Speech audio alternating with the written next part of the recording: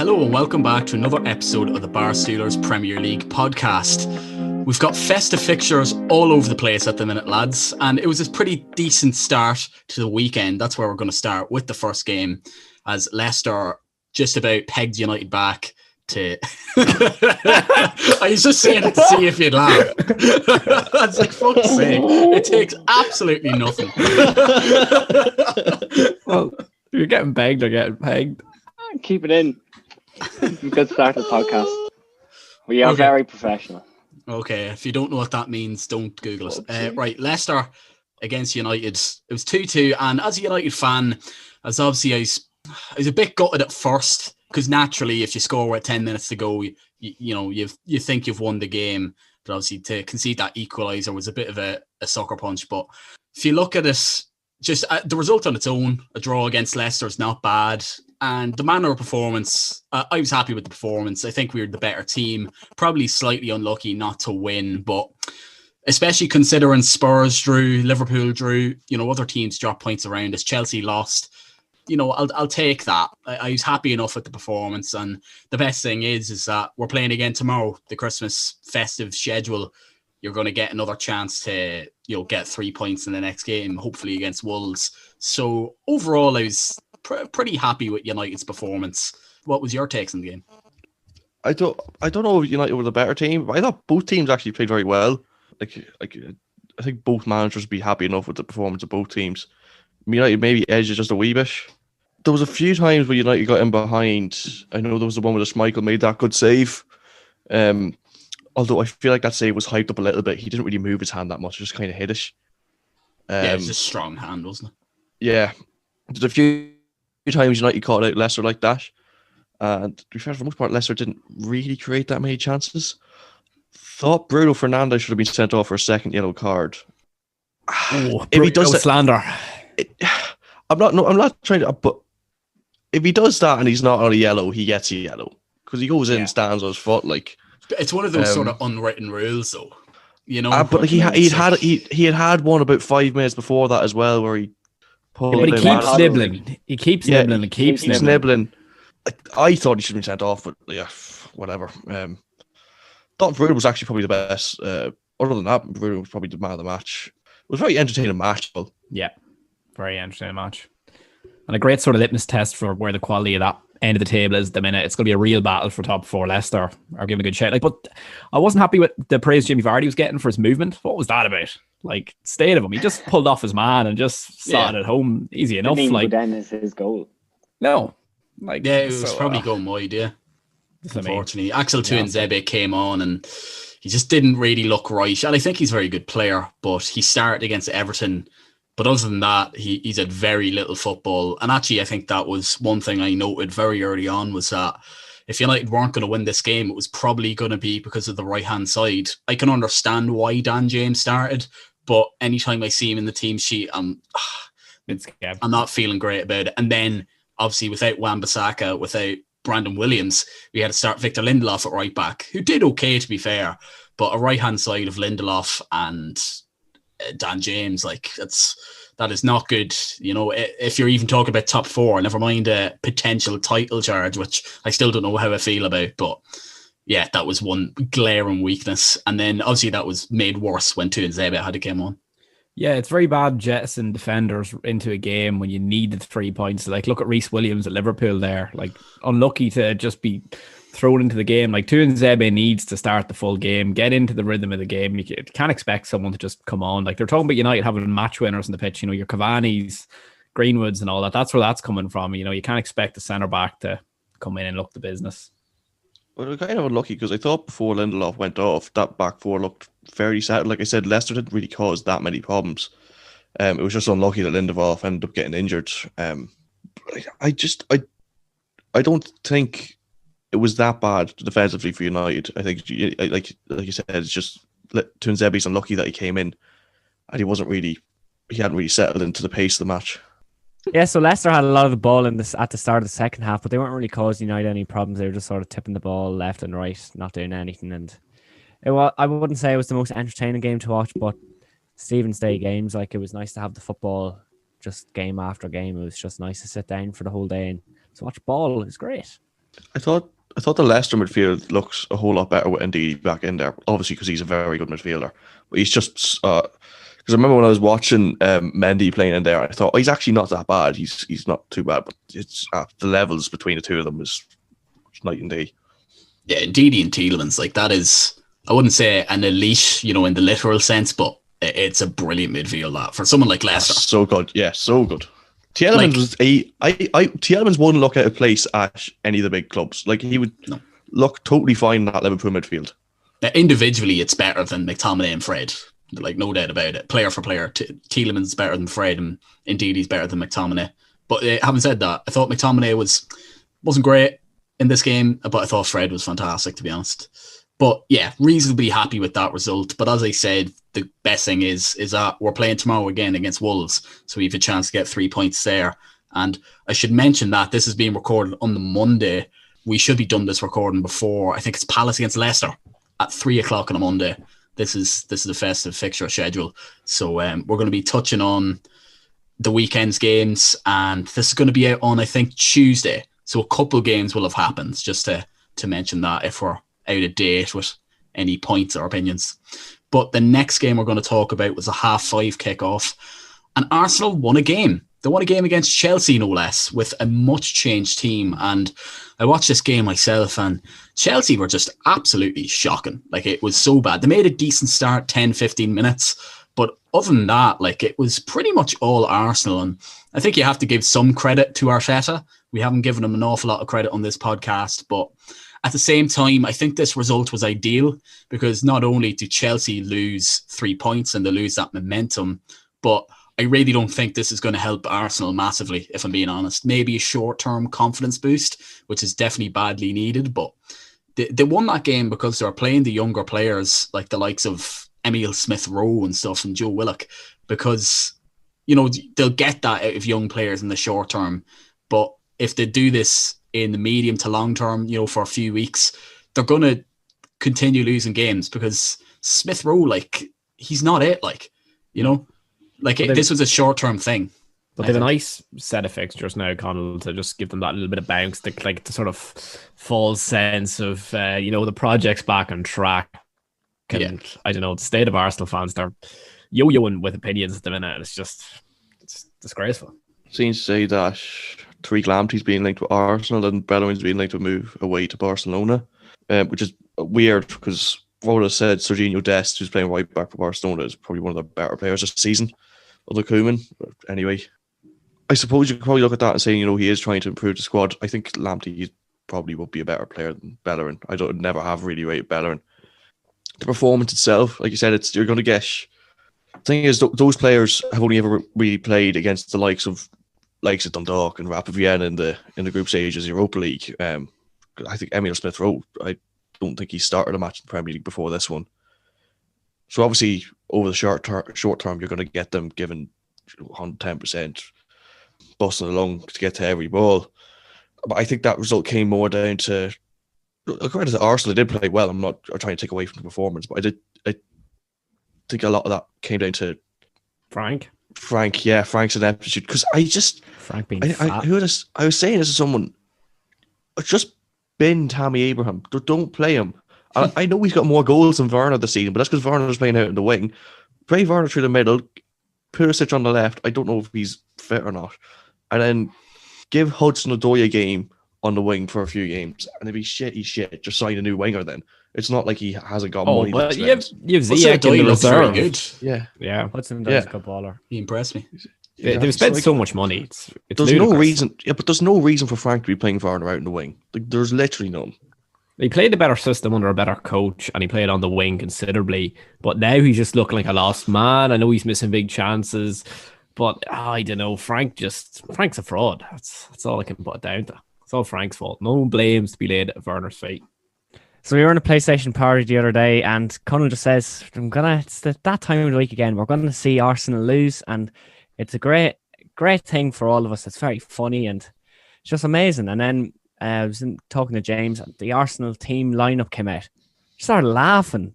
No Aubameyang, Lacazette was playing. It looked like they were doomed from the start. Chelsea were just awful. I wouldn't even say Arsenal played that well. Chelsea were just dreadful. That was the worst they've probably played all season. They played very bad against Liverpool as well earlier on in the season, but they really weren't very good. And then after the game, it was Tammy Abraham was saying to Saka, "Oh, you didn't mean that. You didn't mean that." And then Maitland-Niles and Saka just started laughing. They had them rattled. It was absolutely hilarious. I don't want to name drop Dundalk again, but Dundalk generally did give Arsenal a much better game, especially at the Aviva Stadium. Like we were actually getting at Arsenal, which Chelsea just weren't at all. And yeah, like I don't want to say Arteta was wrong for putting out that team, but that's all he can do. It's what he has to do. As Gary Neville kept saying, the players looked bored, so he needed to change something. But I'm just not convinced it's going to yield any medium-term benefits, never mind long-term. But again, you're saying no blame can be leveled at Timo Werner. I have to disagree, James. I don't mean it, but I he's missed too many chances. I seen someone say, I know this might be a niche enough comparison, but if you know, you know. He said Timo Werner looks like your base pro clubs player with his pace maxed out. Like he's got no real, like he looks like he's good, but then he'll just never do anything. And he is quick, but he's very indecisive, and I'm yet to be convinced by him. Well, Tommy can't keep getting away with this murder. Those 2 goals against West Ham, and he was dreadful. And Chelsea were actually dreadful in that game. Like, they don't have a style of play. They don't have an identity. Like talking about Chelsea, their league positions majorly fraudulent. They're going to be. They could easily slip down the table. Like just disastrous. I just need to say, James, you need to let this love affair with Werner go. I've never seen a man lick someone's arse as much as you do with Werner my entire life. We all know that he does have the potential to have that goal in him, but we just haven't seen it yet. He starts playing through the middle, maybe, but once he scores more goals than Tammy Abraham, we'll have to be proven wrong. He has more goals all comps, mate. All comps. Premier League's where, man. This is a Premier League podcast, isn't it? That's what we talk about. He's 7 games, 4 goals, 4 assists at striker. And I think. And how much did he cost? Games on the wing. £800 million. Like he's shite. I think he's like 43 or something like that. I think he's a lot more than that. I think it's 800. You're dead right, man. There's some mad funky lineups coming out this fixture period. Like Kelechi starting over Vardy today. Is he? Yeah. I brought in Vardy in fantasy. Dennis Pratt and the boys are in midfield as well. This could be Zaha territory. Like, Werner's going to score today, isn't he? No, he's dropped. Definitely. He's dropped as well. Oh, well, no, he probably will be dropped. Right. But going on to the next game, you'll be able to talk about it in depth. But Liverpool against West Brom. Obviously, you're not going to be happy about the result, but how's the performance? Because I just watched the highlights myself. It's not enough hours in the day to be watching all these games, but looking at the highlights and even looking at the match stats, it looked like poor enough performance from Liverpool. West Brom definitely frustrated Liverpool. So we had 2 shots on target, and one of them was the goal, and that was in the first, 15 minutes? Very good finish, like great ball from Matip onto Mane's chest, and he just thumped it home, but it's a very uninspiring performance. It's another few points dropped to the bottom end teams. Like we drew at Fulham, drew with the Brom. Like I saw an ad on YouTube earlier on. This is just Sam Allardyce. It was a KFC ad about the gravy. It's like just gravy, no notions. That's all he does. Shit houses. Like it's just so Sammy Lee, legend. Like all the ball. Like Carragher just kept saying in the first half, it's just too easy. And it was like they were just tipping the ball around, doing nothing. Robertson and Trent were getting the odd ball in the box, but they were causing West Brom no problems. Every ball was just getting lumped out. And then get that goal in the second half. Oxlade-Chamberlain came on. He was just scrap. No threat at all. He just kept running into players.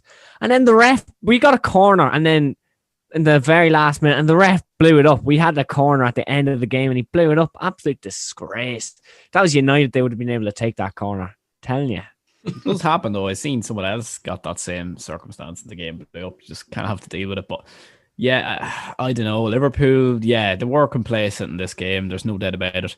But the game does change on 59 when Matip goes off. I think that if we have his presence from that set piece at the end, I think it's completely different. Like every cross that we go direct, if we don't go short, is aimed in towards Matip. Like he's the aerial threat. He's that presence in the back four, and he's genuinely good. And he looks he looks solid, better than Fabinho, no doubt, at centre half. And it's very worrying for Liverpool. There's a wider story here. You know, the dip into the transfer market, they rely on Joel, who's very injury ridden. So that there's way more alarming things for Liverpool than just this game, you know. Yeah, do you think Liverpool have to go into the transfer market in January because it's notoriously difficult to A, just get any players, and B, get a player for decent value? And what sort of player do you go for? Do you go for a £50 million centre back? Do you go for a young fella? Would he even help? Considering Not a young fella anyway. 50 million jobs. Yeah. Because Gomez and Matip, neither of them can stay fit for long periods of time. Like, I know they're both decent, but having that change out with Van Dijk the whole time, obviously Van Dijk will be back, but it's still a couple of months till he's back. So we've a makeshift centre back on Fabinho, and you don't want to be relying on Reece Williams. He's still young, he's very inexperienced, and if he comes up against, like, I can just imagine Rashford just tearing him to shreds, play United in a couple of weeks. Like, if he's up against him, I think he's going to do bad things to him. So we need to dip in that transfer market, get someone good. We need to get the dark arts back. We need to hack into Leicester's transfer market computer, like, you know, we did with City, and you know, get a young centre back like Fofana. You know, I don't think Liverpool are going to the league if they don't sign a new centre half. Because who would win the league? Yeah, but I don't know who's going to win the league because nobody's been good this season. Like, even Liverpool, like, I know we're top of the league, but we really haven't been that impressive. I mean, against the bottom 5 teams we played this season, we played 4 and we've gotten 4 points out of a possible 12. And I think, I'm not trying to say Liverpool are shy. I said it yesterday that Liverpool are shy. That was no reaction. I was just pissed off the match. But I do think there's a mentality problem there because everybody keeps calling Liverpool mentality monsters. I think it's a mentality problem because every single time we play against the lesser sides, even against Midtjylland in the Champions League, our worst performances in the Champions League were against Midtjylland. Our worst performances in the league this season have been against the lower sides in the league. There must be something where the Liverpool players just aren't arsed against the smaller teams. And it's not me being trying to be overreaction, but I just think there's something mentally where Liverpool players switch off against the smaller teams. I know we beat Palace 7-0. But they're kind of a little bit of a better team than the ones that are in the bottom 5. So, like, there may be a little bit more bothered to play against them. But we've not shown, even the one win we got against bottom 5 this season against Sheffield, we were really poor and we're really lucky to get a win out of that match. It's because it's really annoying because Liverpool are really good, but they just can't deal with the teams that are struggling. It's really annoying. But do you not think that, you know, these results are just going to happen over the last couple of seasons for Liverpool? They haven't. That's been very, very annoying as a United fan. You know, just they never drop points. Just it's going to happen eventually. And B, the centre-back situation, because I don't think you can underestimate the defensive injury crisis. These results, they happen, but we still have, whatever about the centre-half situation, we still have really good attack. And only 2 shots on target against West Brom is an absolute piss take. That's just not good enough. Like, consider, like, West Brom have a really bad squad, really bad. I'm not FIFA regens. That's what they are. Didn't recognise one name. I still think they're going to get relegated. I don't care what people think about Sam Allardyce never getting relegated. They're still going to get relegated. And I know they set up well, and Sam had them maybe tactically well set up to deal with Liverpool. But 2 shots on target against a team that had 5 points from 14 games is not good enough. And like, it's not these results just happen. We're consistently, this season anyway, we're consistently very poor against the bottom teams in the league. It's just annoying. Yeah, we'll get the 3 points, no bother, Owen. This is your source of frustration. We'll get them against the Leicesters of the world and all these different mid-table, upper mid-table teams, no problem. But against the Fulhams, like, Fulham were way more up for it the other week than Liverpool. Yeah. We hammered Leicester, we hammered Wolves, and we hammered Palace, who I think have been, I know that their league position's not brilliant, but I think they've been decent this season. But we can't show up against the likes of Fulham and West Brom. People are like, oh, well, the lower teams league are going to show up against the likes of Liverpool because they want to get a result, they want to do it for the fans. And that's fair enough. But in response to that, a team that's supposed to be mentality monsters like Liverpool should be showing up for those games and putting them to the sword. I know there's a lot of fixture pile up in that now, but it is very, very annoying.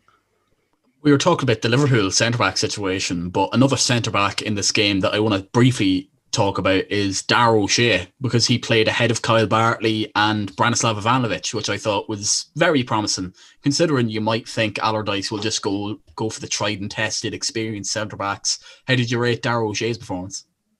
I was actually too pissed off with Liverpool's performance to even take notice of the West Brom players. I think all the West Brom players were just all the same. Just anything that came in the box, just kicked it or headed clear. Like, I can't say that I could tell one from the other. The only thing that was just weird was Callum Robinson playing wing back, and I only know that because he's Irish, playing like he's a striker and he's playing wing back. It was just weird, but can't say that any West Brom players' performance stood out to me. They were just all the same, and they got the goal. And yeah, I'd say O'Shea's side. Sorry, Mixer had things on more of a lock, whereas Mane sort of had them on toast for a bit. Like, it was looking touchy in the first half for West Brom, but that's maybe what they wanted. Maybe they wanted a bit of steel, a bit of needle, and bring the game down to their level, and I think they did that well. So look, it's still going to be massively challenging for West Brom no matter who performs for them, because that squad just isn't up to scratch. It was a brilliant point for West Brom and Big Sam, no doubt. But the last game I want to talk about a bit is Wolves against Spurs. And I was talking about this yesterday with you. This Mourinho terrorism, it needs to stop. It's 4 games without a win, and went 1-0 up inside, I think, 2 minutes yesterday, just after a minute gone on the clock. And then they basically just sat back against a Wolves team that are really not that good. Wolves have completely changed their playing style this year, and I'm not really convinced by that. But in fairness, they did play well yesterday. But Spurs, they were just sitting back off Wolves too much, showing them way too much respect. Like you're supposed to be a team that's supposedly going to contend for a title. You've got 2 of the best players in the league, Harry Kane and Heung-min Son, and you're showing absolutely no ambition. It's really disappointing, because they could play great football, and they were playing great football at the start of the season when teams were offering them space. But now, teams have copped on to that bit now.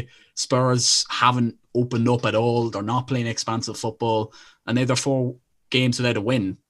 Like, what's your thoughts on Spurs' situation? Because the situation has changed very, very quickly.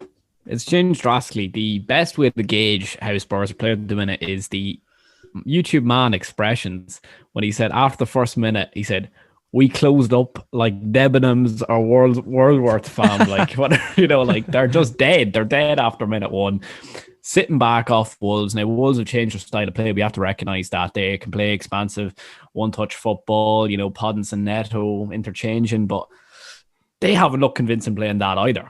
They look like they should go back to the counter-attacking football, but they don't have Raul Jimenez, and there's other things with that, with problems with Wolves. So it looks all the more impressive that Wolves are able to get a point out of this game, and it just shows the shortcomings of this Mourinho system. And set pieces, again, set pieces are killing them.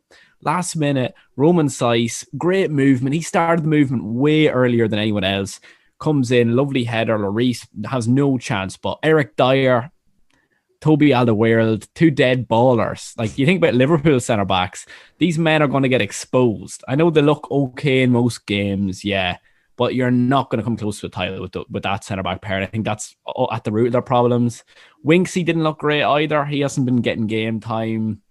I don't know, bringing off Son as well before the concede. I know Son did look knackered, but not bringing him off for like. They did bring on Bergwijn earlier on, but bringing off Son for a more defensive footballer in the last few minutes, it's terrorism, as you said. This is what I was saying earlier. I have no clue who's going to win the league this year, because Liverpool obviously mean the best, and they're probably the best squad.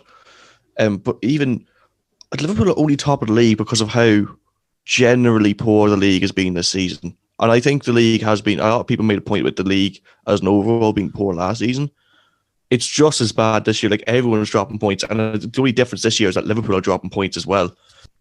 When you're looking at that, you probably think Liverpool's still probably most likely to win it. But if you look at Villa, if Villa win their 2 games in hand, I'm not saying Villa are title challengers or not, but if Villa win their 2 games in hand on Liverpool, they're a point behind. If United win their game in hand on Liverpool, they're 3 points behind. 2 points. Like, it's really close between everyone. And like, even Spurs there, if Spurs go off and win 1 or 2 games in the bounce, they're probably back in the top 2 or 3 again, because Leicester or someone will drop points, or United will start dropping points. It's impossible to call this league table, because last week I was like, oh, United look like they'll definitely get top 4, well, not like get top 4, but I'm more confident United will get top 4, and that Chelsea look less likely. They are good at holding on to leads, I think, but the problem is they try to hold on to leads too much. Like against Wolves there, they could have easily gone on and scored another 2 or 3. And that's a far easier lead to hold on to, especially against a team against Wolves who can counter-attack when they do. I know they have changed our style of play. But there's a lot of very good players in there, like Pedro Neto and Paul Ince. It's just Mourinho's too concerned with getting 1-0s and 2-0s. Like, you think back to when they played United, they just absolutely annihilated them, slapped them in Old Trafford 6-1. Then after that, he completely changes it to go 1-0 up, sit behind the ball, wait for a break, maybe get a goal like they did against Arsenal. Like, they got them on the break twice. Like, you need to be putting Wolves to sleep. Like, they're not a good team. Liverpool hammered them at Anfield 4-0. That's what Spurs need to be doing. Kane and Son, probably the best duo in the league.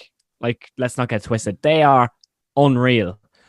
And they only need one chance. Like, they need a break with the pitch like once, or like they're just such an awful team to watch. Like, they have good players, but they're just so boring to watch. I don't enjoy watching Spurs games. Like, I'd only watch them if it's the 2 big teams, like when they played against Arsenal. Like, that was an awful game to watch. Against Chelsea, shocking. Played against Liverpool, they sat behind the ball the whole game, and then they got picked off in the last minute with a Firmino header.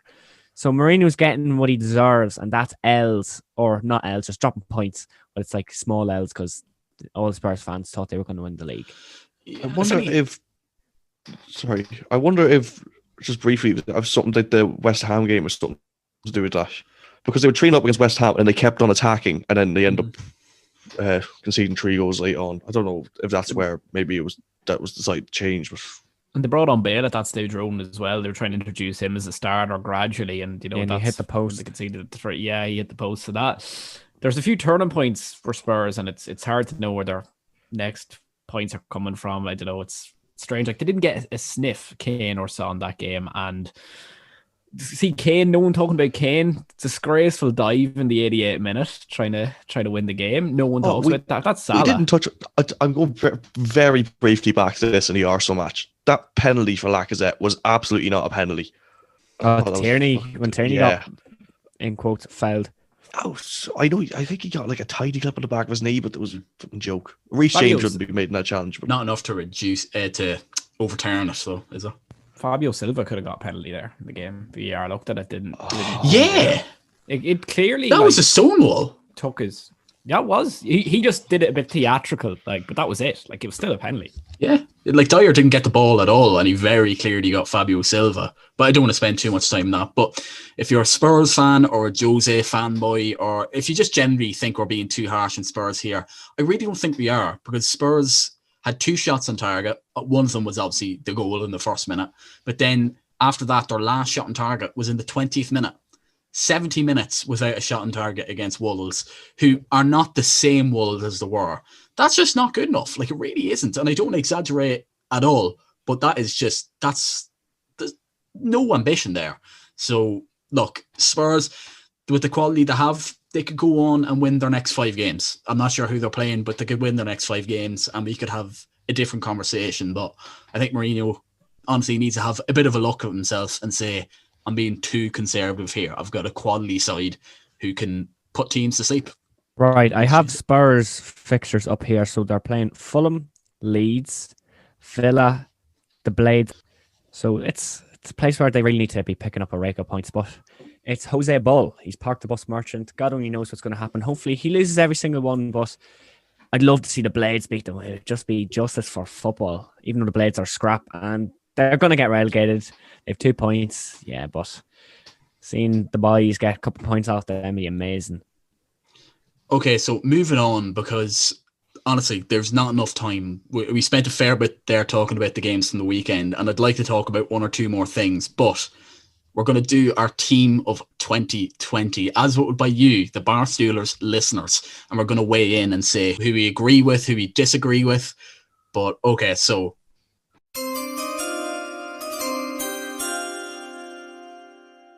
with the first pick in the 2020 Premier League Team of the Year, the Barstoolers listeners select Alisson Becker, Liverpool. No disagreements there, I imagine. Allison got 14 votes across Instagram and Twitter, and I think Ederson was the closest. But yeah, Allison all day long. Yeah, he's just a bit good, isn't he? I think someone put up I saw it on Twitter there today of Morata's goal against Liverpool in the Champions League last year and the save that Alisson made last night against Carl Grant. It was the position, and it's just night and day. He's just so commanding between the sticks. I think an honourable mention has to go to Ronaldo, who's also voted as the goalkeeper, but I think we have to dismiss that vote there. Okay, so moving on to the right back position again. Even less competition, I would say, because Alexander-Arnold is the right back. He got 19 votes across Instagram and Twitter. Any other complaints there? Can't imagine. Heard there was a bit of a shout for Reece James, but I don't know who would Obese James. He's Drake arguably... Lamptey, you said, Ronan. Well, no, I was just trying to be contrary. I think that's like there's good you shout. can have as many sort of outside claims as you want, but Trent Alexander-Arnold, arguably the best right back in world football. He's just amazing. He's had a fantastic year. If only he could get people to stop saving chat. Yeah, that's his only problem. He needs to watch himself on Snapchat activity. But... Yeah. Right, the next position, we're just going to go on to left backs because, again, there's not too much competition. Andy Robertson is a left back, a third Liverpool player. He got 12 votes across Instagram and Twitter. And again, I don't think there's any disagreements there. Shall I just move on to the centre back positions? Okay, so the first is, again, another Liverpool player. No arguments here. Virgil van Dijk, he got 15 votes across Twitter and Instagram. Just a reminder that our Twitter and Instagram are in our bio if you want to follow them. But the other centre-back, there is some debate. According to the Barstoolers select, it's Harry Maguire who received 8 votes across Twitter and Instagram. But as you can see, that's almost half of what Van Dijk got, because there's other arguments to be made for Harry Maguire not being in it. Prior to lockdown, he was brilliant, like absolutely, basically world class. After that, he's been so-so. He's been that night in Mykonos.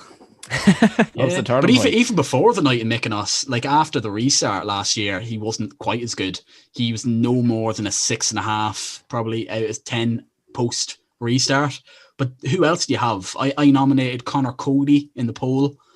I'm not sure who else you could have. Ruben Diaz was one that was said, but he's only been in the league about 2 months. Vestergaard's been really good this season. Yeah, it's hard to break it up because the league it's nearly like 3 leagues because you have the post-lockdown football and normal full stadium with fans, and then you have empty stadiums, players with 5, like there's 5 subs a game, so it was completely different kind of football. And then there's like the new season straight off, like a short break. But like, yeah, it is hard to, like Van Dijk, it's night and day. I know he was injured for the sort of latter end of this year, but he is the best centre back in the Premier League. There's no doubt about it. I'm not just saying that because I'm a Liverpool fan. He is. I feel like Kurt Zuma could get an honourable mention next. Yeah, he pops up with a bullet header, but I think like Harry Maguire, he has had the odd dodgy game, but I think his start of 2020 was so good that it's hard to knock him out of this spot. I personally would have gone for Connor Cody, but I don't really have many complaints behind Maguire getting in as well. Instead of him, I just think Connor Cody's very consistent, very rarely puts a foot wrong. In fact, the mistake he made against Liverpool a few weeks ago was probably the first mistake I've ever seen him make that's led to a goal. But like that, Harry Maguire's been good as well. I'd probably give an honourable mention to Soyuncu.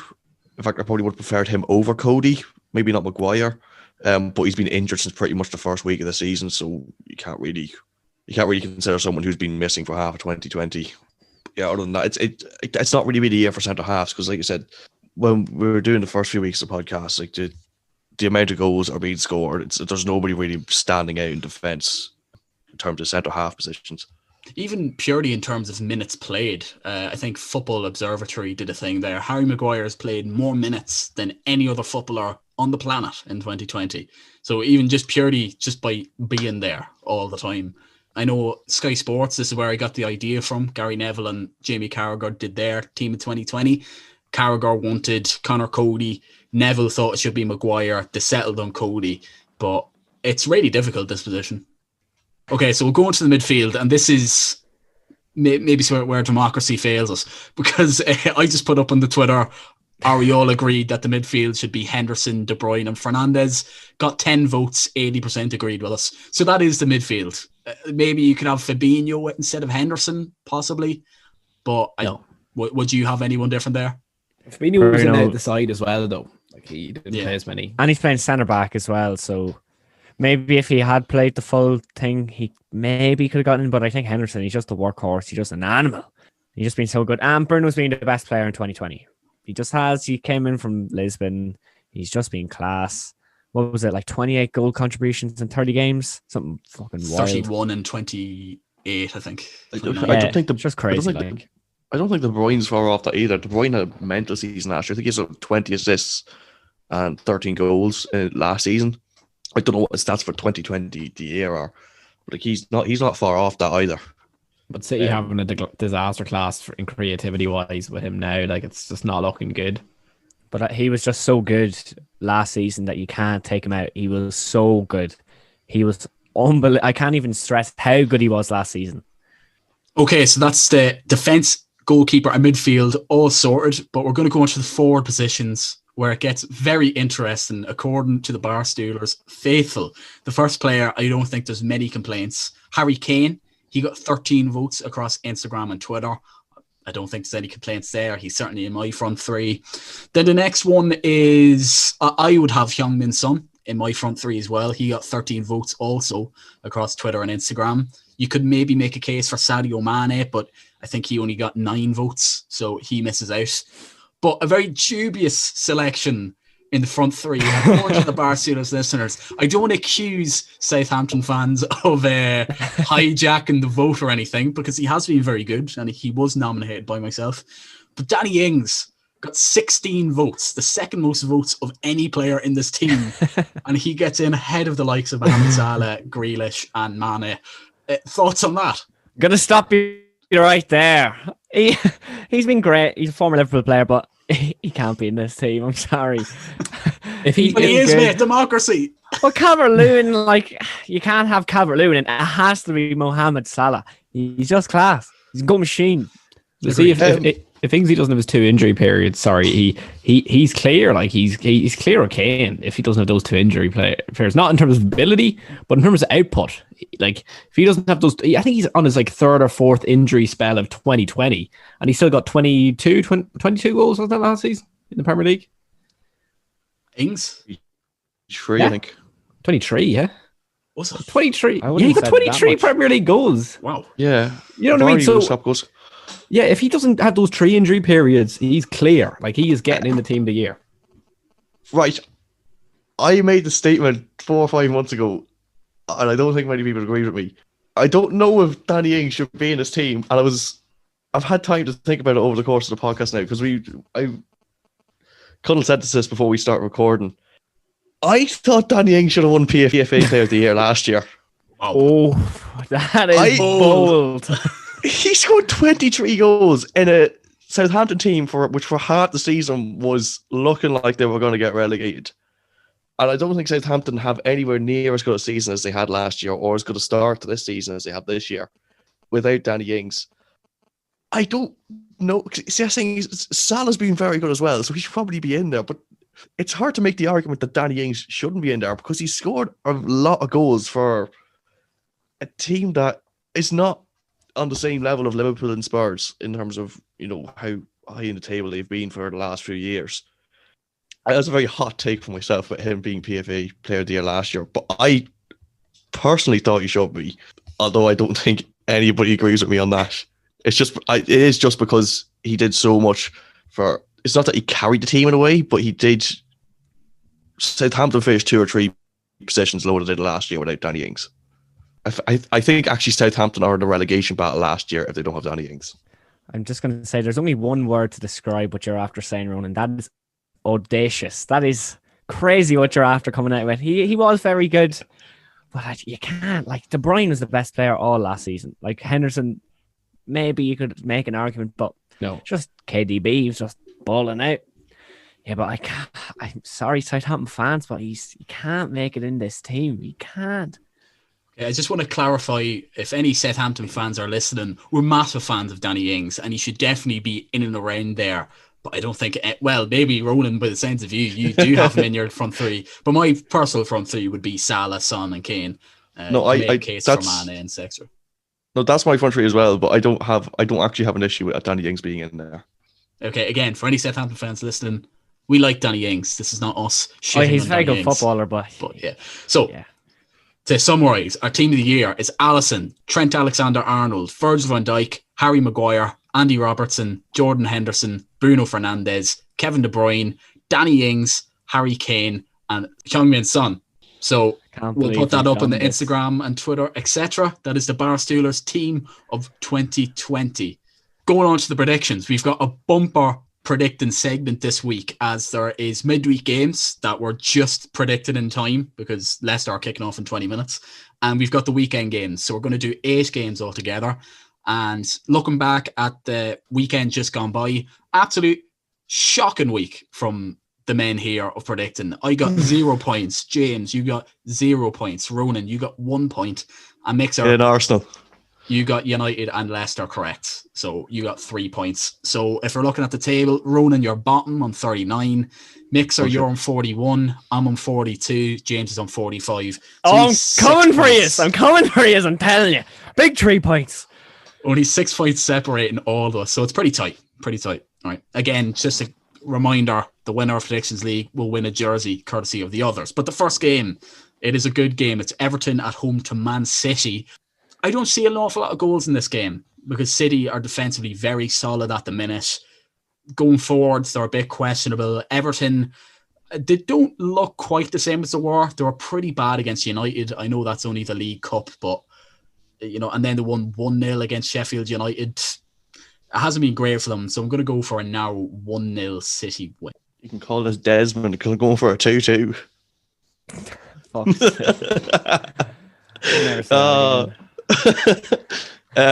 Yeah, I don't know. Both teams are good, but they're both not good. I don't know. 2-2. I'm going to go similar logic to Ronan here, but I'm going to go for a 1-0 Everton, and it goes against every bit of logic that I have in my bones. But, some say I'm doing it to be different, but Sigurdsson, the controller, the destroyer, the enforcer, he's everything you want and more. He's not really. He's shite, but he's pretty bad. He's going to come up with a big goal, It's a 1-0. So Everton are somehow second in the league. That's gone very under the radar after a great start and a somewhat shitty period. Still second, but they're losing this one. Pep, he's a good manager. He's got some good players. He's given the 2-1 win to the City of Manchester. The next game is an interesting one. Definitely one to keep an eye on. It's Brighton at home to Arsenal. I'd love to say that Brighton are going to beat Arsenal, but I just can't see it. Just the lack of individual quality from Brighton. Like, they couldn't even hold on to the 2 leads against West Ham there. They bottled it twice. Thomas Soucek ended up getting the equaliser. So I'm going to say 2-1 Arsenal. I think they're going to be carrying it. Certainly more confidence than they were going into this game. And I think they'll have just enough to beat Brighton 2-1. I'm going for a 1-1 draw. I'm not going to. Don't even have to overanalyze this. Neither team are very good. I'm going to go for a 4-0 emphatic Arsenal win. I think it's going to be quite the false flag. I think they're going to get that extra bit of bounce of confidence from this game. But ultimately going forward, it's not going to be an indictment of their season. They're still going to have these patchy results here and there. But I think Brighton just look miserable. I did watch them against West Ham, and there was a lot of things to, not positives to take from that. But Burn playing for them, he is shocking. The fans hate him. Where are they pulling these massive men from? He's missing half a finger or a full finger. Really? Yeah. Great. They've got huge men and they're still shite defending set pieces. So that's Graham Potter disaster class, and David Moyes had a horrible lineup out. So yeah, I'm gonna go for 4-0 Arteta win here. I have a dream that I like, but I'm going to go with an Arsenal win. The dream is a Welbeck, a.k.a. Welly, bullet header 90 minutes, 6 Arsenal to the ground, but I don't think that's going to happen. I'm going to just go with a comfortable 3-1 Arsenal dub. Next game, absolutely miserable fixture. Was delighted I was able to pick this one.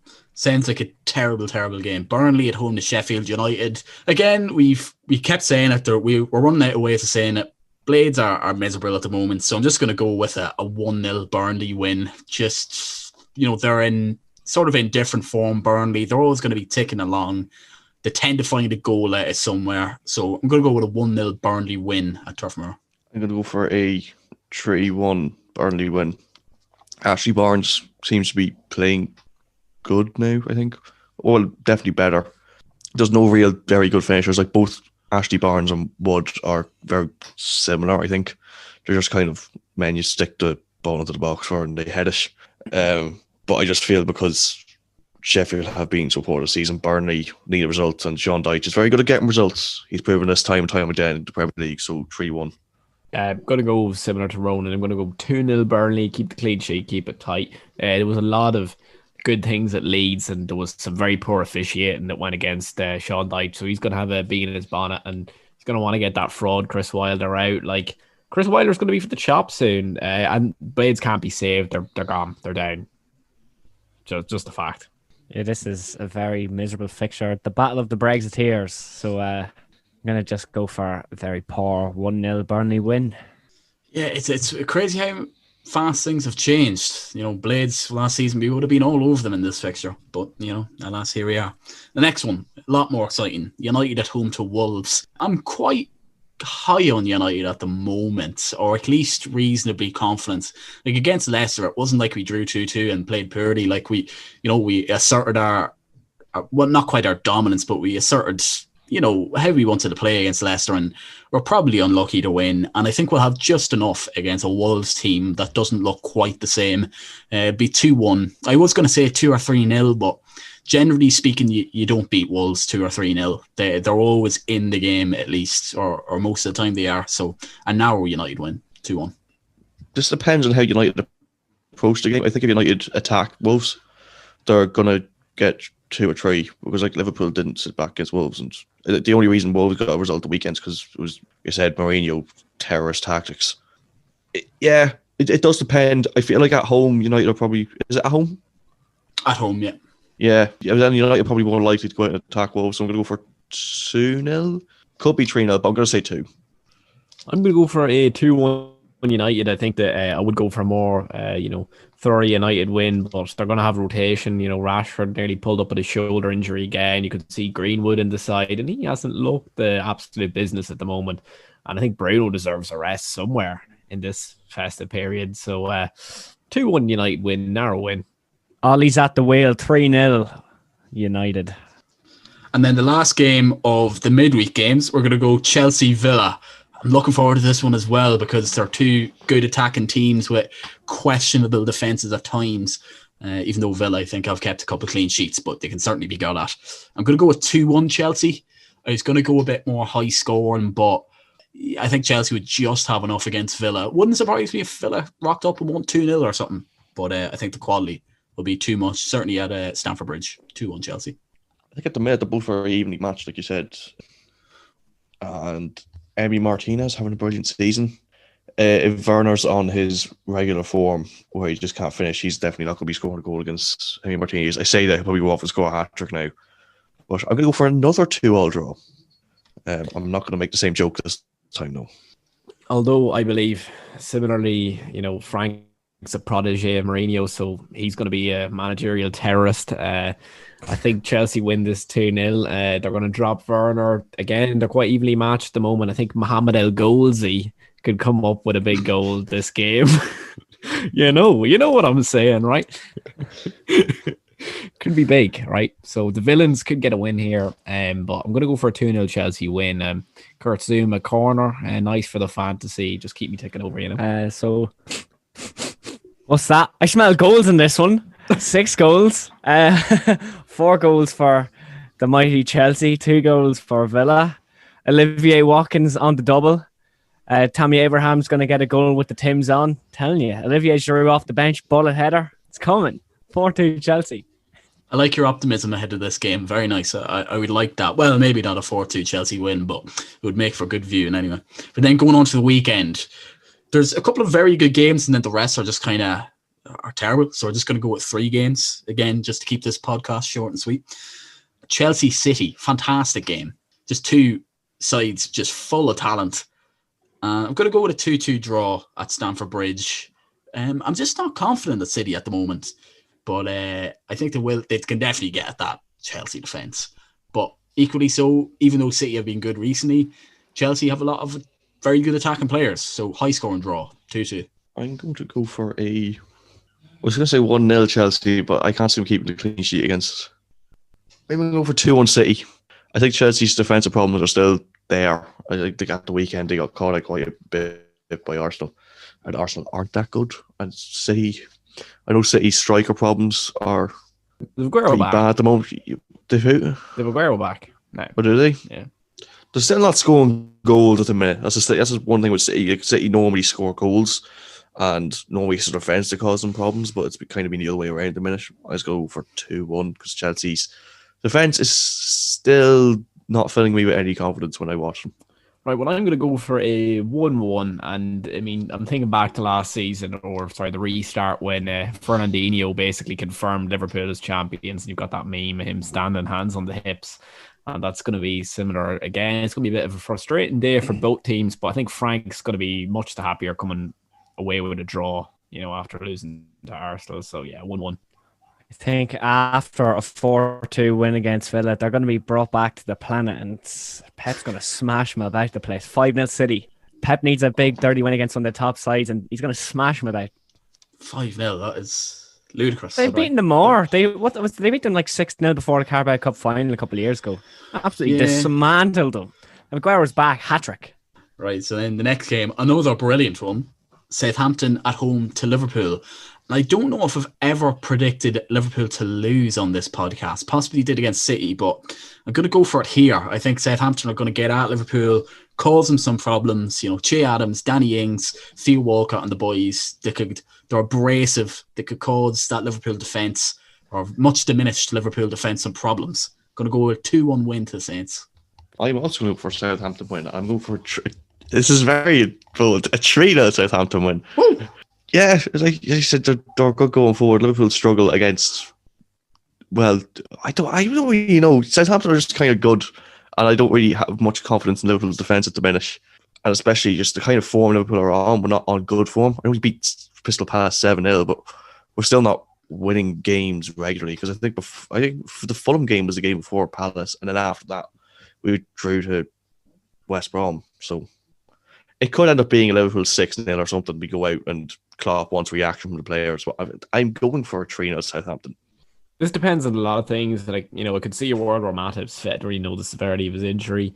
I'm going to say 3-2. I think we definitely do win this. We take home the 3 points. We just have too much at the minute. Salah was quiet the other day. He's going to have a game where he sets the world alight. So yeah, 3-2 win. I'm going to have to agree with the result with James. 3-2 Liverpool. Just think Ronan's been far too negative. If you had seen the group chat when we were playing West Brom, it'd make you miserable.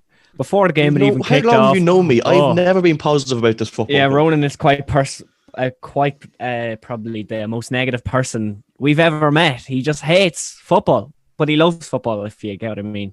He just hates Liverpool. So yeah, 3-2 Liverpool dub, but hopefully Ronan's predictions doesn't come true. Oh, well, hopefully not, but that's how I'm feeling. I'd rather be honest and try promote a Liverpool agenda on this podcast.